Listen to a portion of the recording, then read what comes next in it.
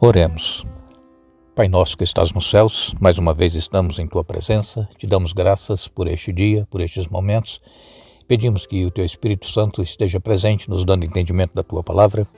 Pedimos que abençoes cada um que estuda conosco a Bíblia, cada dia, todos que nos escrevem pedindo orações. Tu conheces os problemas que cada um enfrenta, as necessidades que tem. Em especial, pedimos uma bênção para Dina Teresa de Jesus, também para o Edielson, que hoje está aniversariando. O Genésio pede que tu abençoes o Edielson. Abençoes também Fátima, conhecida como Pretinha, lá de Rondônia, Marlene Neumann, Adão Santos, Elza Rodrigues. E pedimos também pela irmã da Elza, que é a Doralice, que tu a abençoes. A Elza irá passar por um exame delicado, que tu estejas com ela, Pai.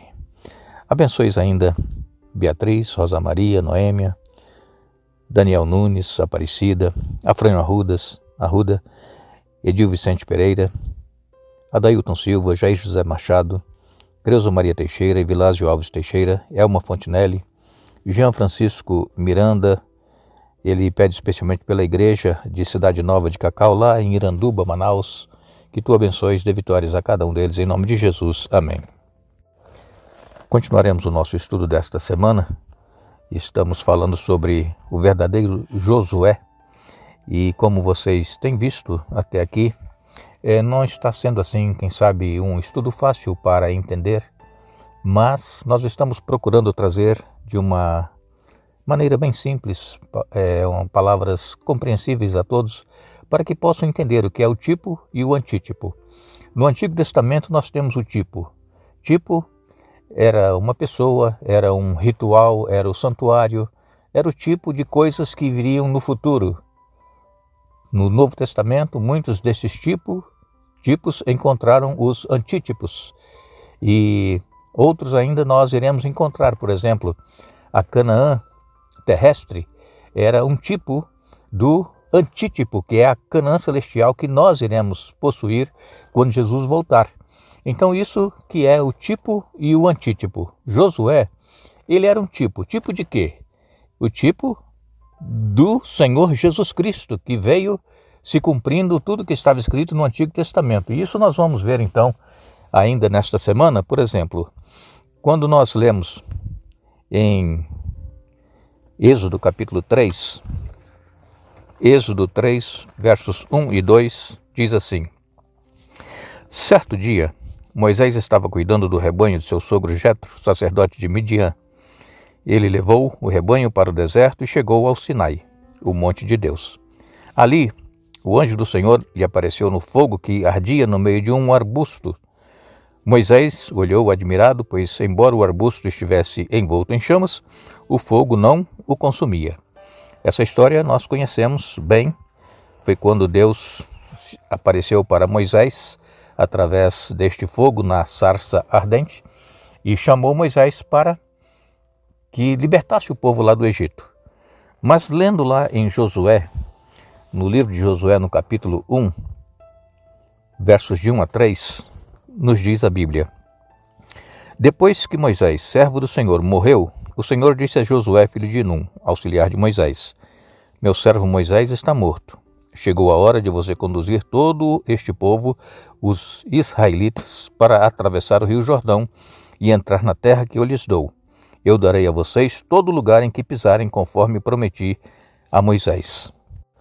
Aqui nessas duas primeiras passagens que lemos com vocês, Êxodo 3, 1 e 2, Josué 1, de 1 a 3, nós encontramos aqui Moisés e Josué sendo chamados por Deus para conduzir o povo. Moisés, juntamente com Arão, tiraram o povo lá do Egito, depois daquelas 10 pragas, atravessaram o Mar Vermelho, passaram pelo deserto, estiveram ali 40 anos no deserto e chegou o dia de Moisés descansar. Josué, ele já era auxiliar de Moisés. E agora Deus diz para Moisés, que está em Josué 1, de 1 a 3, que chegou a hora de ele assumir o comando do povo. Então nós vamos ler também com vocês Números 13, versos 1 e 2, nos diz: O Senhor disse a Moisés: envie homens para fazer o reconhecimento da terra de Canaã, a terra que eu dou aos israelitas. Mande um líder de cada tribo de seus antepassados. Moisés fez conforme o Senhor ordenou. Do acampamento no deserto de Parã, enviou 12 homens, todos eles chefes das tribos de Israel. Aqui, Deus ordenando a Moisés que enviasse 12 espias para que eles conhecessem a terra e vissem que a terra realmente era a terra como o Senhor havia dito, que manava leite e mel. E lendo agora em Josué capítulo 2, verso 1, aí nós encontramos: então, do acampamento em Sitim, Josué, filho de Num, enviou secretamente 2 espiões com a seguinte instrução: façam um reconhecimento da terra, especialmente dos arredores de Jericó. Os 2 homens partiram e chegaram à casa de uma prostituta chamada Raabe e ali passaram a noite. Vejam que há muita semelhança entre o chamado de Moisés e o chamado de Josué. Os 2 trabalhavam em conformidade com a orientação de Deus. E como nós já estudamos e temos conhecimento, o regime de governo do povo de Israel era um regime teocrático, era Deus quem dirigia, quem governava. Mas chegou a um ponto, nós não vamos comentar isso hoje, mas chegou a um ponto em que o povo de Israel não estava satisfeito com o governo de Deus e pediram que tivessem um rei para que eles fossem semelhantes às outras nações. E aí começou todo o problema que nós conhecemos, da escolha que o povo fez, levando o povo a se afastarem de Deus cada vez mais. Então, irmãos, quando nós procuramos nos assemelhar às coisas do mundo, ao que as pessoas que não são cristãs fazem, nós vamos nos afastando de Deus. Isso sem nós percebermos. Quando nós vamos dar conta de nós mesmos, nós já estamos fazendo todas as coisas que as pessoas que não são cristãs fazem, nós já estamos comendo todas as coisas que essas pessoas comem e que nós não deveríamos comer, enfim, participando de festas. E nós temos que ter cuidado, irmãos, muito cuidado. Por quê? Porque Deus, ele precisa ter o controle da nossa vida. E então aqui, nesses versos que eu li para vocês, depois vocês ouvem novamente e anotem para vocês lerem na Bíblia de vocês, e vocês vão ver que há uma grande semelhança entre Moisés e Josué. Só que esses 2, eles eram apenas tipo, era apenas uma sombra daquilo que viria, que era o Senhor Jesus Cristo para conduzir o seu povo, a sua igreja, até a chegada a Canaã celestial. Moisés e Josué aqui estavam conduzindo para a Canaã terrestre. E assim aconteceu.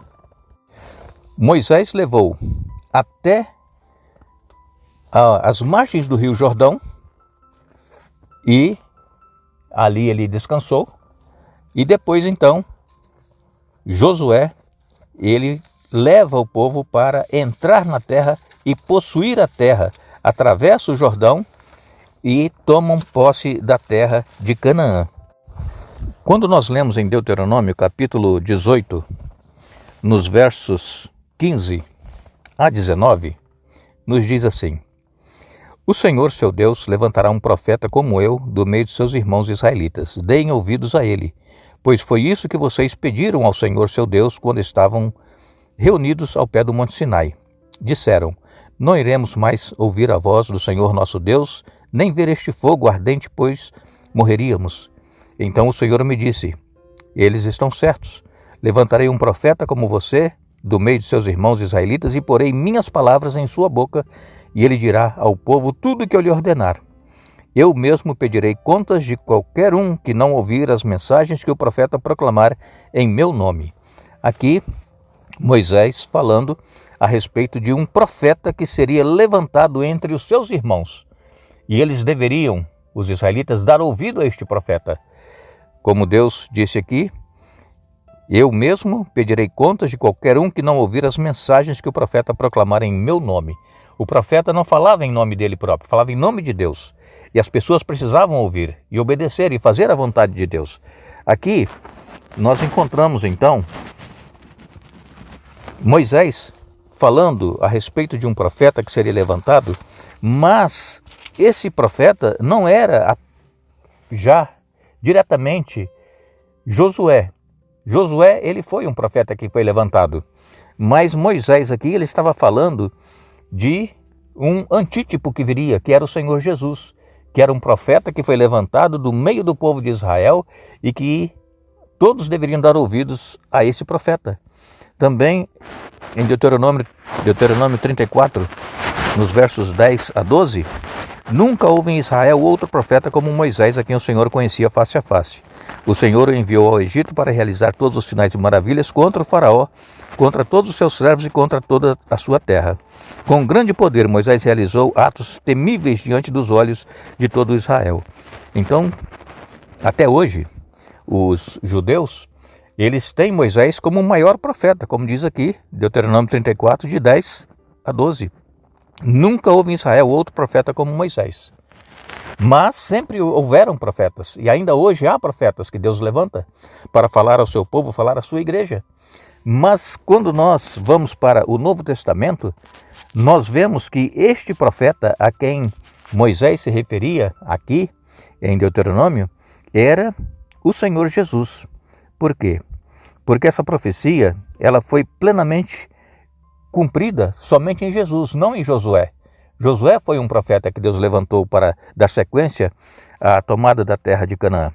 Agora, no sentido pleno, essa profecia ela só poderia ser cumprida por Jesus, o Messias, o Salvador do mundo. Por quê? Porque, segundo nos diz em João capítulo 1, 14 e 18, esse Messias conhecia o Pai intimamente.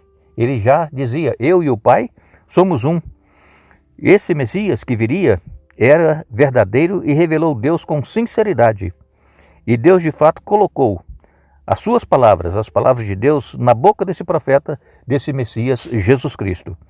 Então, tanto a vida de Moisés quanto a vida de Josué se tornam tipos do Messias vindouro, Jesus Cristo. Jesus é o antítipo. O tipo, como eu disse lá no começo hoje para vocês, que era uma pessoa, era um ritual, era o santuário, apontava para o antítipo. Assim Moisés e Josué também apontavam para o verdadeiro Messias, o antítipo, o Senhor Jesus Cristo. Nós queremos agradecer a vocês que estiveram conosco hoje estudando a Bíblia, mais uma vez.